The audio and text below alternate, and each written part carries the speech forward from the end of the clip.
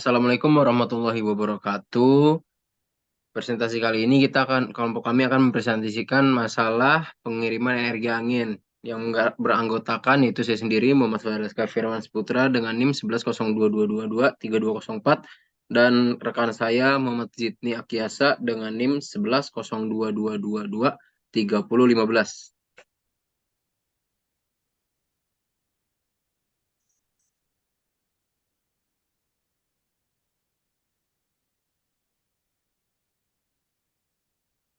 Peningkatan pesat pembangkitan tenaga angin dalam beberapa tahun terakhir. Ini telah meningkatkan visibilitas permasalahan yang telah meresahkan para perencana dan operator jaringan listrik selama bertahun-tahun. Bagaimana menangani sejumlah besar sumber daya pembangkit terputus-putus yang terhubung ke jaringan listrik?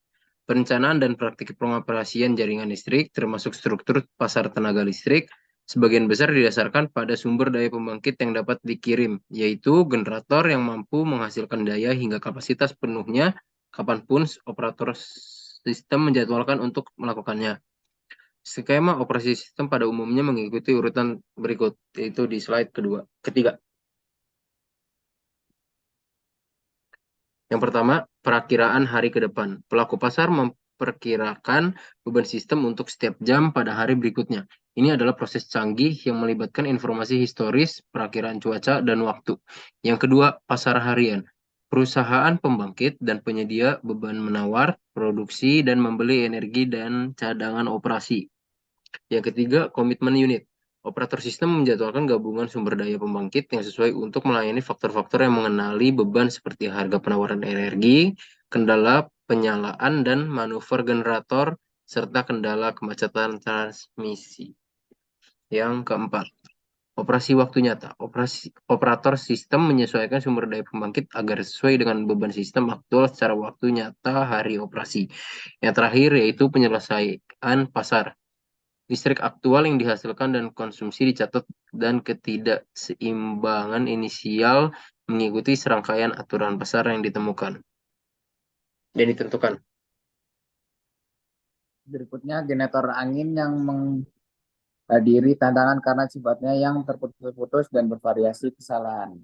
Perkiraan sebesar 20-50% hingga terjadi, sehingga meningkatkan variabilitas dan ketidakpastian dalam operasi jaringan listrik. Perencanaan sistem transmisi menghadapi tantangan dalam beradaptasi dengan standar portofolio terbarukan dan kredit pajak produksi yang mendorong proyek pembangkitan listrik tenaga angin baru, terutama di wilayah di mana sumber daya angin jauh dari pusat beban atau koridor transmisi yang ada. Bagian ini menimbulkan pertanyaan tentang solusi potensial terhadap permasalahan ini. Hal ini mempertimbangkan apakah operator transmisi regional harus mengambil tanggung jawab memasang transmisi untuk mengantisipasi sumber daya generasi baru.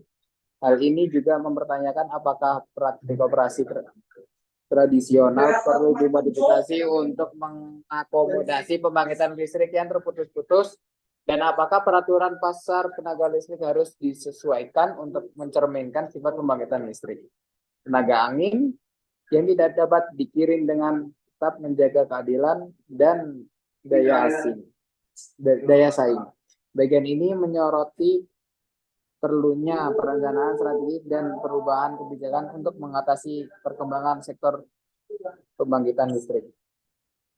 Dan yang berikutnya ada tabel tenaga angin. Potensi pembangkit tenaga angin dalam sejak Midwest Independent System atau operator atau disebut ISO sangatlah signifikan. Seperti tabel 1 menunjukkan, terdapat lebih dari 500.000 MW potensial kapasitas pembangkit listrik tenaga angin di ISO Midwest dan wilayah sekitarnya. Sasaran energi terbarukan sebesar 10% akan membutuhkan 19.000 MW yang hanya mewakili 4% dari total potensi. Sebagian besar potensi pembangkit listrik tenaga angin berada di lokasi terpencil yang merupakan 65% dari antrean interkoneksi pembangkitan. Proses perencanaan melibatkan upaya kolaboratif mengumpulkan masukan dari para pemangku kepentingan dan melakukan studi transmisi dari bawah ke atas dan dari atas ke bawah. Studi bottom up mengumpulkan kebutuhan individu seperti studi Buffalo yang membahas kebutuhan transmisi jangka pendek untuk pembangkitan listrik tenaga angin di barat daya. Minnesota studi top down seperti INTEP 03 dan INTEP 05 merumuskan skenario pembangkitan dan penyempurnaan rencana eksplorasi pembangkitan tenaga angin. Dan berikutnya, integrasi pembangkitan listrik tenaga angin ke dalam pasar dan operasi ISO California. California adalah kepemimpinan di Amerika Serikat dalam pengembangan sumber daya terbarukan, termasuk sumber daya angin, matahari, panas bumi, biomasa, dan pembangkitan listrik tenaga air skala kecil. Di dalam September 2002, negara standar portofolio mengeluarkan Undang-Undang SB 1078 ini menciptakan standar portofolio energi terbaru California. Pembangkitan listrik tenaga angin akan memasuk sebagian besar energi terbaru, energi yang dibutuhkan untuk memenuhi tujuan RPS. Energi angin diperkirakan akan meningkat dari 4.000 GWh energi pada tahun 2004 menjadi lebih 15.000 GWh pada tahun 2010. Kapasitas terpasang diperkirakan sebesar meningkat dari 2.100 MW pada tahun 2004 menjadi 7.500 MW pada tahun 2010. Berikut ada peta sumber daya angin PLTA yang direncanakan di wilayah ISO Midwest. Berikutnya ada tabel rata-rata energi angin per jam pada tahun 2004. Berikutnya biaya operasi sistem. Rata-rata sebesar US dollar 1,80 per MWh.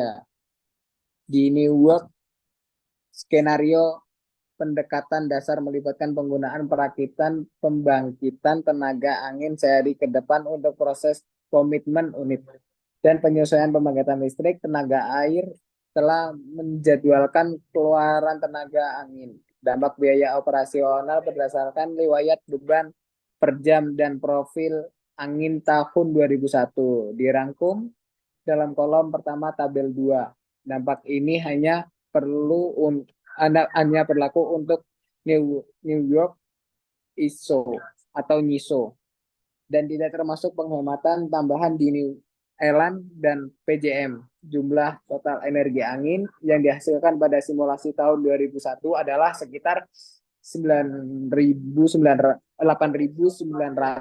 GWh. Oleh karena itu, pengurangan biaya variabel NISO dalam US dollar per MWh dihitung sebesar US dollar 350 juta per 8.900 GWh. Sama dengan US dollar 39 per MWh. Hasil simulasi juga menunjukkan penurunan harga spot. Biaya operasional bergantung pada bagaimana sumber daya angin diperlukan dalam proses komitmen unit sehari ke depan. Jika perakiraan pembangkit listrik tenaga angin tidak digunakan untuk komitmen unit, maka terlalu banyak unit yang berkomitmen dan efisien operasi akan terganggu.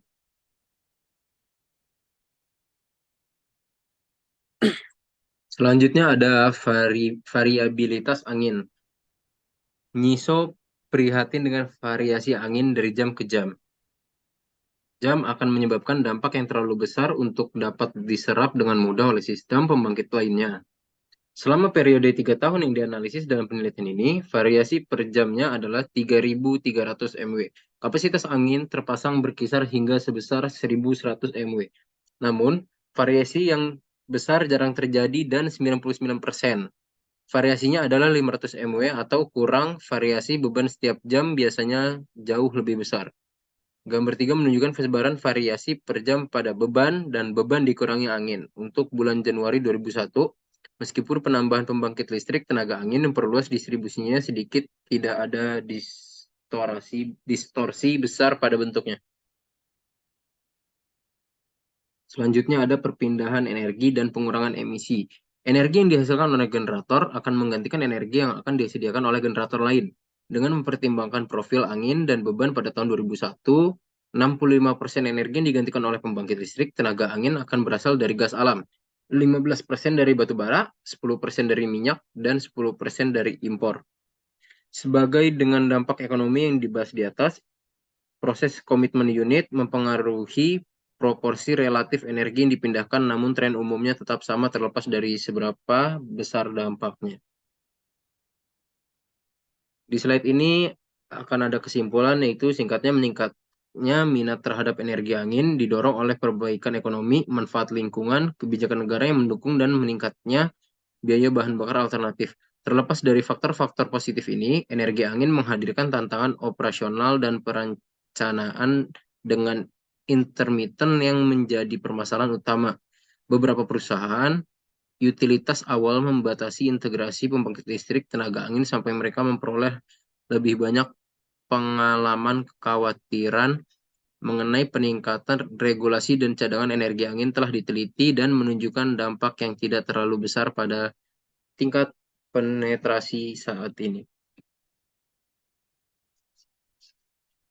Mungkin cukup sekian presentasi dari kelompok kami. Kurang lebihnya mohon maaf. Assalamualaikum warahmatullahi wabarakatuh.